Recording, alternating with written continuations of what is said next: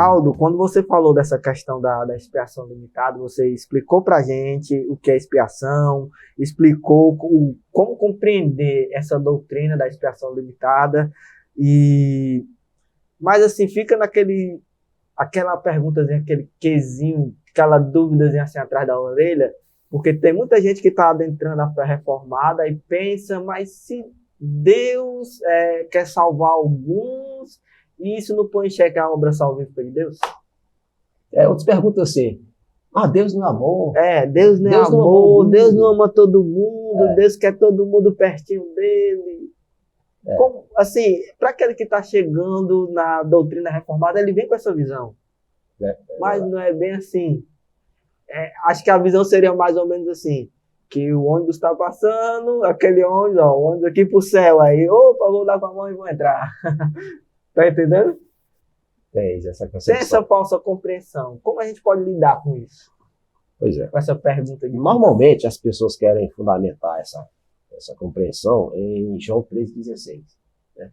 Tem outras referências, mas João 3,16 é o que mais comumente eu ouço, lá na minha classe, inclusive. Para quem não sabe, a classe Fundamentos da Fé, ela é uma classe que é uma das primeiras que a pessoa começa a frequentar. Importante, viu? A nossa igreja, então ele passa a ter uma ideia mais precisa sobre a doutrina. E normalmente as pessoas usam essa passagem de João 3,16. Porque Deus amou o mundo de tal maneira que deu seu Filho unigênito para que todo aquele que nele crê não pereça, mas tenha vida eterna. Então eles chegam com essa ideia de que o amor de Deus, e como também a salvação, é universal. É claro que o amor de Deus, ele é imenso, é imensurável até. Né? O amor que deu o seu Filho para nos salvar. Então, isso aí ninguém questiona. Só porque alguém questiona a existência do inferno? Verdade.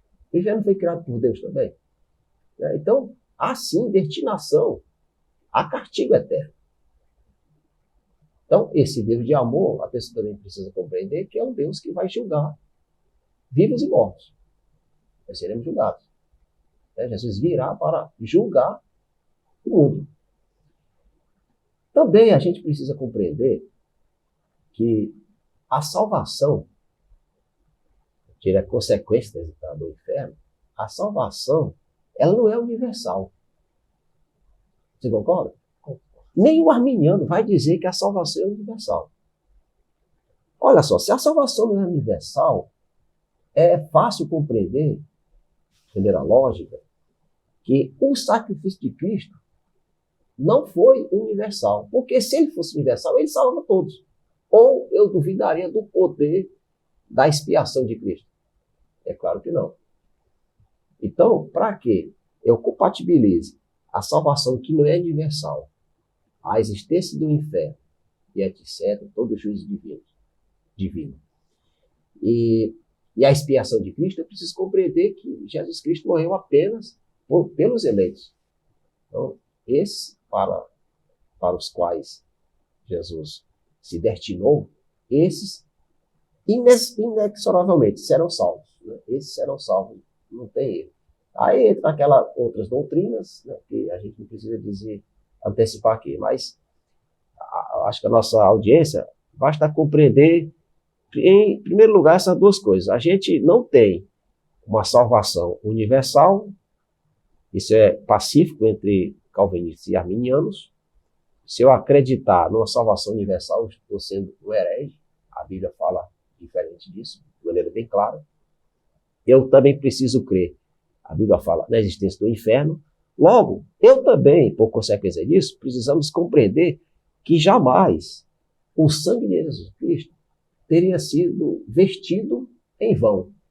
Concorda? Concordo. Olha só, se o sangue de Cristo foi para todos e nem todos se salvam, ora, o sangue de Cristo que foi derramado por aqueles que não se salvam foi um sangue derramado à toa. Será se Deus faria, como os nossos engenheiros aí de obras públicas normalmente, faria um elefante branco? É um grande projeto, um projeto que não seria usável, um projeto que teria utilidade máxima? É claro que não. Deus, o arquiteto perfeito, criador do mundo, criador do universo, todas as leis funcionando direitinho. E isso jamais aconteceria no plano de salvação dele. Então, se Deus mandou o seu Filho, seu imenso amor, para salvar as pessoas, aqueles para quem Jesus morreu serão salvos. E outros, para os quais Jesus não morreu, serão condenados ao inferno. Bom, gente, a gente está aqui ainda estudando um pouco mais sobre essa doutrina e espero que a gente tenha abrido os horizontes, né, daqueles que estão chegando e aqueles que já estão na igreja. Que ele possa se voltar mais a estudar as nossas doutrinas da fé reformada.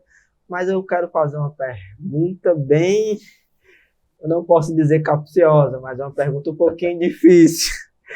A importância dessa doutrina para a gente, cristão reformado, essa doutrina da expiação limitada.